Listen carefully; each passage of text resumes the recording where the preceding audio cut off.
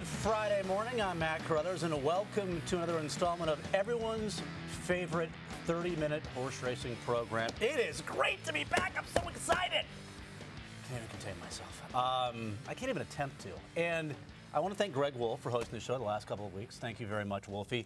And this week, we're about handicapping. We're about talking about 8 big-time stake races that are going to take place across the country on Saturday. Obviously, our popular Saturday play of the day will conclude the show.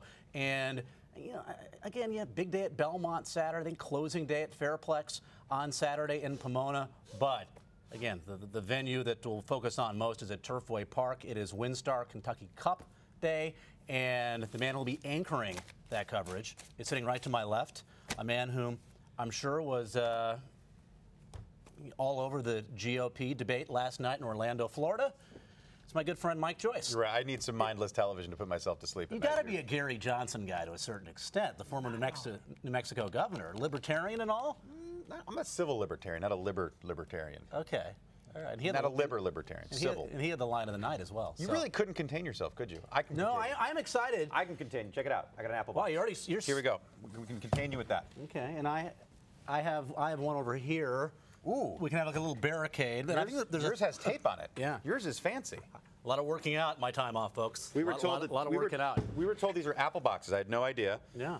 And I don't know if they came with apples in them, but that was what I learned today. You know how every day you're supposed to learn something new. I learned that's an apple box. I got to calm down. I have to take deep breaths. I'm so excited. So you don't have a problem giving a man CPR, do you? You don't have a problem with that, do you? If I begin to hyperventilate, you're okay with that? I actually prefer it. Wow, this show could get a little racy. So when do you go to Kentucky for the Kentucky Cup? 2 hours. 2 My hours flight's from now. at 11, leaving from LAX.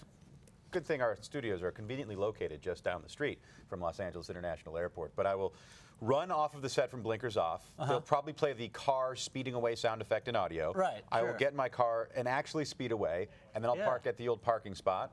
Take the very plush shuttles the parking spot does provide to terminal. I'm going to say terminal 3. I'm not sure.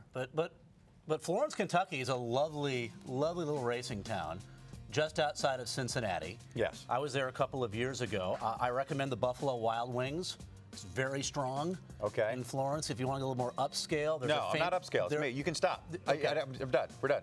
You know me. There is a famous Dave's Barbecue.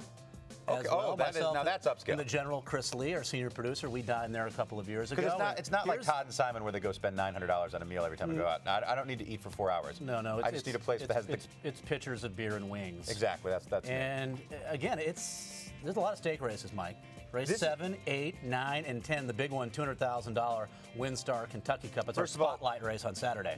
Can we thank Kenny Trout and the WinStar Farm for reviving the Kentucky Cup? It wasn't run last year because of cutbacks. It wouldn't be running this year without them, and they brought the Kentucky Cup back. Now, it's not the event that it once was when it was the major day of preps for the Breeders' Cup in Kentucky on the calendar in the late 90s and early 2000s. I'm guessing that 7-1 is not the morning line on Working for Hops, since that's a morning line that does not exist. Field of 8, and I did not do particularly well at Del Mar. This meeting, actually, I just stunk.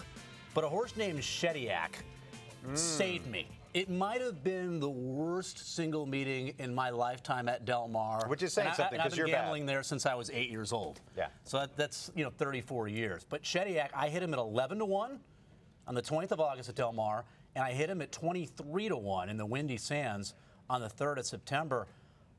What do you make of this horse? He's gotten obviously really good. He's a horse that was 1 for 22. Now he's won 2 in a row and has found a home on the synthetic after kind of abandoning the turf. Didn't he win his debut? Didn't he lose 21 in a row? Yeah, he did. He lost 21 races in a row, and he couldn't win for Doug O'Neill. He couldn't win for Ron McAnally. Couldn't win for Ben Cecil for a while. And then Ben Cecil says he thinks that the soft poly track of Del Mar was what made the difference, hence going to Turfway Park to compete in the Kentucky Cup Classic. So if we're to believe that 21 consecutive losses is to be blamed on his feet hitting ground that he wasn't really fond of, then perhaps he's a live horse. I would probably go ahead and I went back and forth. I was going to use him the other day. This is the correct morning line. Yeah. It was 7-2, not 7-1 for working for Hops. If you got 7-1, then I would book that in right now. I like working for Hops. Actually, he could win this race. I bet him in the Secretariat in 2010 when he lost to Patio Prado and Wigmore Hall. And Patio Prado looked like one of the best turf horses in the country at that point. Yeah. And Wigmore Hall, we just saw him win this past weekend at Woodbine. You look at working for Hops' last 2 starts on synthetic. A daylight win in the Grade 3 Hanshin at Arlington, which he stopped the clock in 34-2 and made a middle move into a very hot pace that was 45-2 for the half. And then in the Grade 3 Washington Park handicap in his last start, yeah, he drifted out late, was disqualified from second place third, but he was on the lead on a day in which closers dominated, including your winner of that race, Mr. Mardi Gras, rallied from off the pace. Everyone closed that day. Everyone closed in that particular race, and working for Hops was pretty good game to lose by a neck. Yeah, he was DQ'd. Now he cuts back from 1 mile and an eighth to 1 mile and a 16th. He's going to get a very good trip in this race. Mile and a 16th, by the way. They've shortened the distance Yeah. of the WinStar Kentucky Cup, probably because of furthest land. He was the last horse to win this race when it was known as the Kentucky Cup Classic and go on and win a Breeders' Cup race. For Mike Maker. Yeah, for Mike Maker, and he won the dirt mile. And I think that bringing it back to 1 mile and a 16th, the intention is perhaps we can more realistically set this up as a prep for the dirt mile. I don't know if it's going to be that this year, but that's the thinking. And at 1 mile and a 16th, working for Hops' speed is probably going to be a little more well-served there. So we shall see. And absolutely, he's probably my second choice, but I think I have to go to Baryshnikov in this spot just because of... He's the horse to beat. He is the horse to beat. He's in great form. He's always in great form, though. He's not the kind of horse that ever runs a bad race. This is his Bernard Baruch. He ran an outstanding race in the Bernard Baruch. He would lose to Tour Allure. Tour Allure comes back, wins the Rico Woodbine Mile the other day in impressive fashion. Because if you remember in that race, Tour Allure, it took a while for that horse to get free and had to run down Courageous Cat, who ran his eyeballs out to be second that day. That was just a great performance by Courageous Cat. So that is a pretty live Bernard Baruch coming out. And I think Baryshnikov can still step forward off of that. I don't believe that is the best he has to give. I think that was a great race to set him up for today, and I think he's going to be far and away the horse to beat. And I don't know if I really want to try and beat him because I think he's the best in here. Yeah, and he loves it at Turfway as well, where he has 5 wins. He crushed in the Tejano run. His last start at Turfway Park, winning by a length 3/4. Then out of that race, he beats a good horse in Don Cavallo. And you look at his company line, second to the aforementioned Patio Prado. Then he runs second to Wise Dan, who out of that race won the Presque Isle Downs Mile. Then he runs third, beating a length and 3/4 to Yummy with Butter, who looked very good winning the Oceanport. And out of the Oceanport, crushed in the Cliffhanger, a Grade 3 event at Monmouth. And then the third place finished at Tour Allure that you already mentioned. And he's going to get a really good trip in this race. You know, you hate picking the favorites, but at least he's a lukewarm favorite at 3-1. We both like Baryshnikov to win our Saturday spotlight race, the WinStar Kentucky Cup Grade 2. And just throw out there, that's a great betting race. It's not the caliber of the race that the Kentucky Cup Classic used to be. Hopefully, we can get back there within the next few years. This is the first year back since the 1-year hiatus. They didn't have to run. They didn't run it last year. But once again, it is a great betting race. So even if it's not the Breeders' Cup prep that it used to be, this is a great race for the horse player. And now we move on to, we'll go 10-9. As we both take the favorite. Yeah, well, yeah. And the problem for me was the other horse I liked are going to be much better prices in terms of 7-2 and 4-1, working for Hops and Shediac. Race number 9, it is the Distorted Humor Kentucky Cup Distaff. And graphics ahead of us, they have the morning line before we do. I'm looking at the morning line for the first time. Are you a little surprised by it? Yeah, I'm kind of disappointed too because my selection is upper line. But let me ask you about the 1, La Grande Belladora, and the 3, Kiss My. What kind of an advantage do you think they have because of what they've done at Turfway Park versus the rest of this field? No one else has even raced here. Yeah, my problem with Kiss Mine is, I mean, you're going back to November, but last time this horse really competed, I don't know. I mean, the last 3 for 3 at Turfway, the 1 La Grande Belladora, 3 for 5 at Turfway, never worse than third. At what point does the third place finish in the slop at Mountaineer deter you? Do you say that was just the surface, or do you say that, I mean, still should have won that race, right? I don't know. I mean, yeah, it wasn't a real good effort. It wasn't a real good effort. As your favorite, beating 8 1/4 lengths. And this horse is, last year was running at Churchill and Keeneland. This year is running at Ellis, Indiana, and Mountaineer. I just don't think this is. I'm going to let that mare beat me. I'm not a big fan. I know the local record is an advantage because 3 for 3, and you can say the same about the 1. I think the 1 may have a little more recent class. Was in the Double Dog Dare at Keeneland and wasn't embarrassed that day, finishing 5th in a field of 11. Split the field, was only beaten 3 lengths for all of it, and she's fresh coming in. We know what Mike Maker did. I don't think in my lifetime, or not my lifetime, my professional career, I've seen a trainer more dominant at Mike Maker. I mean, maybe Dean Wynn Lucas when it comes to Kentucky Cup and Turfway Park. But, I mean, in that line, I just think he comes in to Turfway Park. You've had a career for a fair amount of years now, but how many years of your career? How long have you been professional in terms of your career? I'll say since not very long. 2001. So you've been professional. Well, I was a production assistant. Okay. I was a professional production assistant. Okay. I did a great job getting you coffee and making copies. You did. Yeah, you did. Let's face it. Ever since I become on the air, your coffee's been terrible. It's been awful. That's a good point. It's been awful. This man helped me tremendously with the finish line back in the day. Yeah, I went with upper line this race. Again, not knowing the morning line. I think at 9-2, persuading might be the direction that I go from a price standpoint because, you know, she likes to win and she might be able to get away. But upper line is a runner, you know, that she ran really well at the Beverly Theater last year. I mean, she was 41-1. She was only beaten 4 lengths. Obviously, that race is 1,000 times better than the group that she's facing here. She might have needed that race a little bit. She had a huge win in the backtrack race that we showed you. Her last start over synthetic, that was at Woodbine 2 starts back. She's just a really good racehorse. And, you know, her only bad effort of late really was at grade 2 at Churchill, in which she completely missed the break and ended up running 9th, beating 4.5 lengths. She's training well out of that race. She ran great on synthetic 2 starts back. She should get a good trip, 4 for 7 over synthetic surface. I ended up with upper line and Joe Talamo in her ride. A lot of good riders will be at Turfway. I ended up with one of them. I got Edgar Prado and Ayla Leah here for Todd Pletcher. I just think this filly's the best in here. I know she's coming out of allowance events, but she was racing at Saratoga, and I just think she's fit to fire here. And this is the kind of move I like from Todd Pletcher, where he's taken one of his fillies to a spot that he thinks she can win at. And it's the kind of graded stakes that she can gobble up. I look at the other runners in this field. A lot of them have been struggling against stakes company. She's been performing reasonably well. I mean, you can excuse the Rachel Alexandra. Last time out, she was second to Buckle Up Buttercup, who I also like today. So I don't think there's anything wrong with Ayla Leah here. And I think she's probably going to be shorter than that 7-2 morning line. I don't think you're getting 7. I thought she would go favorite. I think you'll get that price. Really? I think you'll get that price, even though it's Pletcher. She's turned into a little bit of a plotter. And in her last start, she was second, beaten 3 in a 5-horse field. We move on to the Speightstown Kentucky Cup Sprint. That's a grade 3. That's race number 8 at 6 furlongs. In Cal Nation, yeah, not surprised he's your favorite. He generally is. I think this horse is a little bit overrated. To me, I mean, this is a horse that was 30 cents on the dollar in the second start of his career, and he lost. Then he was 8th as the favorite in the Jerome. Then he beat absolutely nothing at Belmont. Didn't run particularly on the carryback at a short price. Crushed by Chip Shot, who got an easy lead for Asmussen in the Select. This horse taking a lot of money. He's going to do it again, and I'm going to try to beat him. See, I'm not going to try to beat him. Really? I'll spread in this race. Here. I'll spread in this race. I'll go probably 6 deep in the pick 4. But I'd make him my top selection. I do think he's a horse. I mean, how often can you really use the angle the owners sponsored the entire day to get this one in a grade 3? I don't think that's why they sponsored the whole day. But I think he's been pointed for this spot specifically.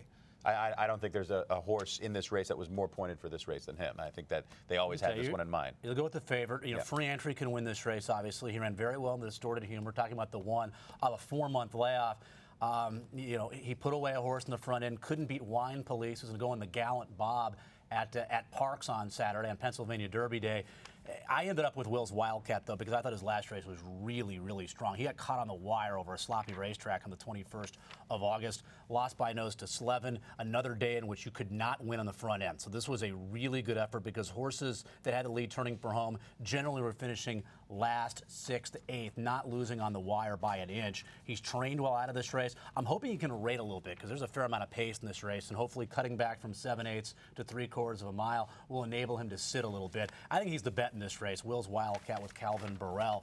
As we move ahead to a huge day at Parks Racing, as I just mentioned, they're the biggest race in the car by a mile is the 9-furlong Grade 2 Pennsylvania Derby. This is a $1 million race. Apparently, Uncle Mo was under consideration for this race. Mike Rapoli and Todd Pletcher are still saying that Uncle Mo, they're pointing him towards the Breeders' Cup Classic, but his final prep race will be October 1st next Saturday at Belmont in the one-turn Grade 2 Kelso. Rule on Ice, I didn't pick him, but I have no problem with him being the morning line favorite. He is the horse to beat in this race, Mike. He is, and his Belmont Stakes notwithstanding, he ran great in the Haskell to finish 3rd behind Shackelford and Coyle. Wasn't in love with his Travers, but he was 4th in there, and it was a tough bunch with Stay Thirsty winning. I'm actually going to go with the other horse coming out of the Haskell and Rattlesnake Bridge. I made fun of this horse in the Timely Writer going into the starting gate. I'm like, oh, big field. Uncle Mo's got to race against Rattlesnake Bridge. He ran a great race that day, and ever since then I've been a big fan. He missed the break. He won the Long Branch, and then he did this in the Travers. Yeah, and I thought this was a big performance from him in the Travers, as Stay Thirsty was the only horse better than him that day. And Rattlesnake Bridge, very lightly raced. I think the only thing I got to worry about is the slop. If it comes down rainy, and apparently it's supposed to rain all weekend. It is. I mean, his one of his lesser efforts, he ran okay in the Jerome, but he ran terrible. He ran okay. He was 4th in the Jerome. It was a field of 8. He was, 2nd in allowance on the mud on a sealed track. I think the only thing I fear is the rain for Rattlesnake Bridge. I don't know if his best efforts come over the slop, but he can handle it somewhat. But I think at 4-1, he's a great bet here. Yeah, and weather is going to be a big issue, a big component to this weekend. It's supposed to rain all weekend in New York. We have a big stake race at Delaware we're going to talk about. There's a chance the Kent can come off the turf. That's the race at Delaware. And Tony Dutrow is the trainer of the 5 Rush Now, and he has this horse Cross entered. And he also has Rush Now entered in the Kent at Delaware Park. I don't know, that race might come off the turf, but you can kind of tell from the quotes of Tony Dutrow that he thinks Rush Now should have won the West Virginia Derby. He said, we got a perfect trip in that race. We still couldn't win, and I don't like the fact that Honor and serves in this race because he's really quick. So I'm gambling that they're going to scratch Rush Now from this race. If that happens, Honor and serve to me is gone, because then he becomes a lone F who's back in good form, who did this on the 26th of August. 46-1 for the half mile. Yes, against this competition, he was able to get away with a quick half mile and still have plenty left late to win by 8 1/4 lengths. But it looks like maybe he's back. He needed the Amsterdam on the 1st of August. It was his first start in 4 months. He does this. He's worked well out of it. I can't imagine that race took too much out of him because he won by such a vast amount. I like to honor and serve and really like him, obviously, if Rush Now scratches from this race. We're about to take our one and only commercial timeout. Usually I agonize over this segment, but I'm going to like it now because I wasn't involved. Greg Wolf and Jeff Bratt, they hosted the show last week, and we hold ourselves very accountable on Blinkers Off. Let's see how these two gentlemen did, Mike. Picks recap, Summer Stakes, Diseased. Yeah, not so good there. Okay. That's just one race. Hey, Northern Passion, that's a big one. It's a big one. A Brat attack, tack. You're giving me a Brat attack, tack. Wow, Jeff Bratt. Crushing. Well, they both had Whitmore Hall, but he was doing the moonwalk in the end zone, wasn't he? 9-1. It doesn't matter at this point. You get a couple of 6-1s. His ROI for the Saturday, exceptional. It was a struggling Saturday for one Greg Wolf. And that's not good. When you can't win with 1-2, it's not your day. It's not your Greg. No. Oh, and then he gets guitar solo. Another 3-1. Yeah. In his play of the day. Bratt cleaning up at Woodbine. Well done. I can't be too hard on Greg because there's a good chance when we do this segment next week, my selections will look a lot like Greg's. Time, as I mentioned, for one only commercial timeout. We come back, still plenty of great stakes activity to discuss.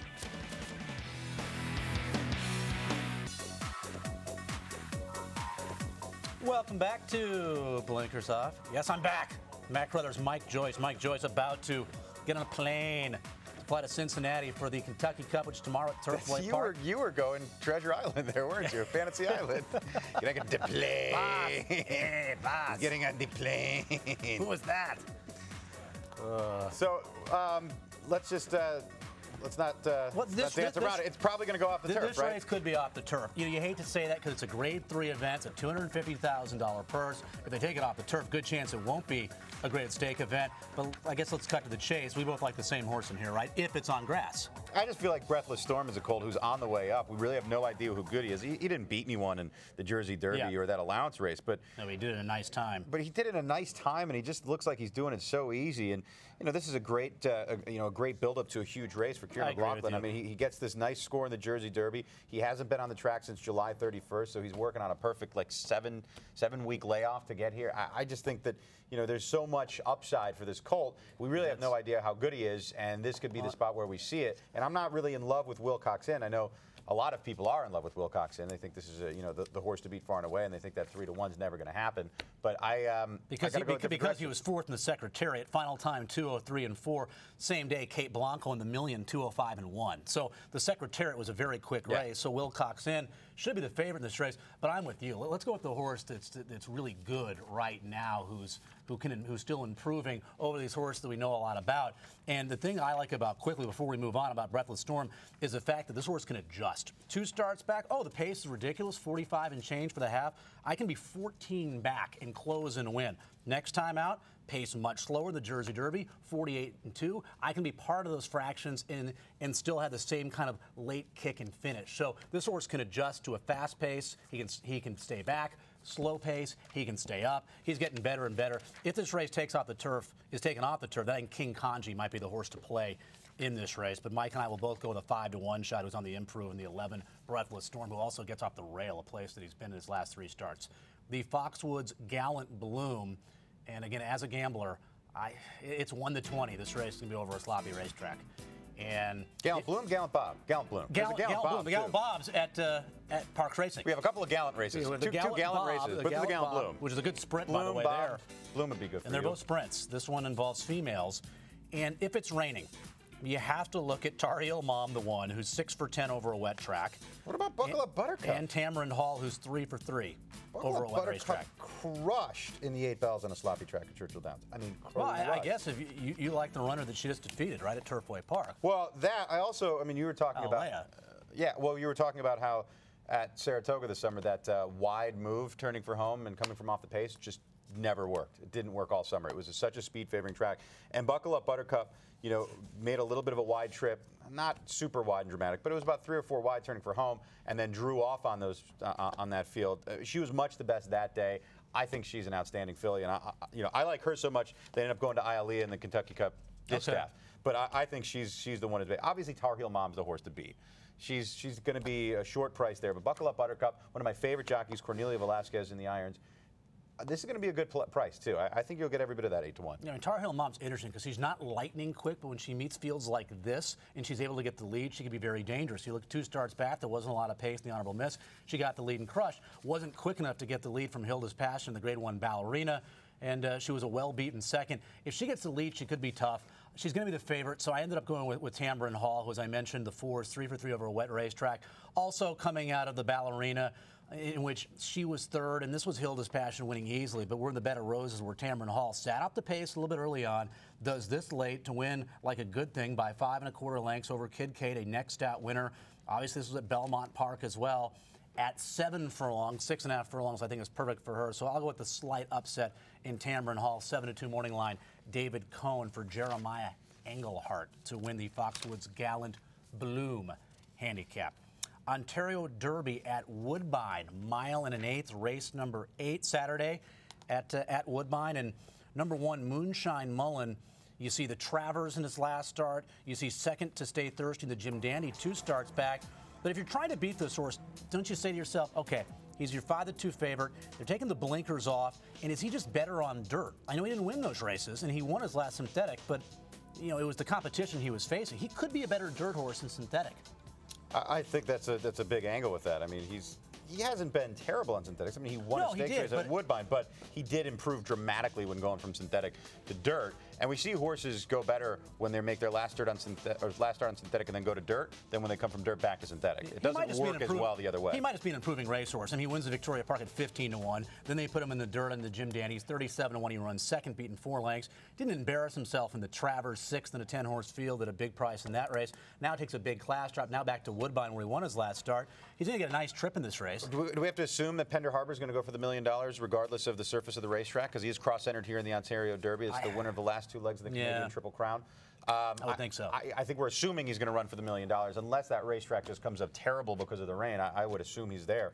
I'm actually going to go with the other local horse, Hippolytus, who's coming off of that second-place finish in a stakes race last time out. I know he's been in a lot of restricted stakes, and I know that they've done a good job protecting this horse, and he's not a win machine, but I just feel like he's coming up to a big race. He's good on this surface. He's good on this racetrack. It's local connections. It's Patrick Husbands, and you're going to get Patrick Husbands at about 8 or 10 to 1. It's just something you don't get every day at Woodbine, and I think this is going to be a good horse to bet. I also think that his tactical speed is going to serve him real well in this field. He doesn't need to be well out of it. He can find his own trip. And he's actually, if you watch a few backtracks of this horse, he finds his trip pretty well. I mean, he can get to where he needs to be. He's a 10% rider during 58 Flat, a show that I host. He's a 70% rider, so I'll go with him in this race. He's Omar Moreno, O Canada, bye-bye on the front end, the 9 at 8-1. Less than a minute in program. Play the day for Saturday. I'm guessing you're sticking at Turfway. That's kind of your bread and butter this weekend. I got to stick with Turfway, and I'm going to try and set a record for the shortest price ever taken on a play of the day, going with Hanson.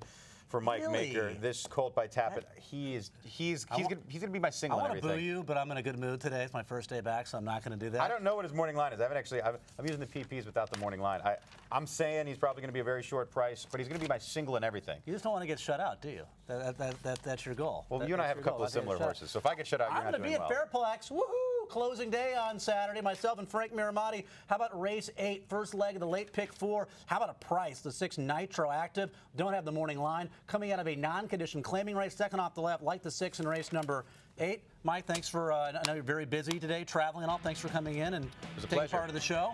Good luck with your selections. Mike, Joyce at Turfway Park. We'll do it again next time. It's Blinkers Off.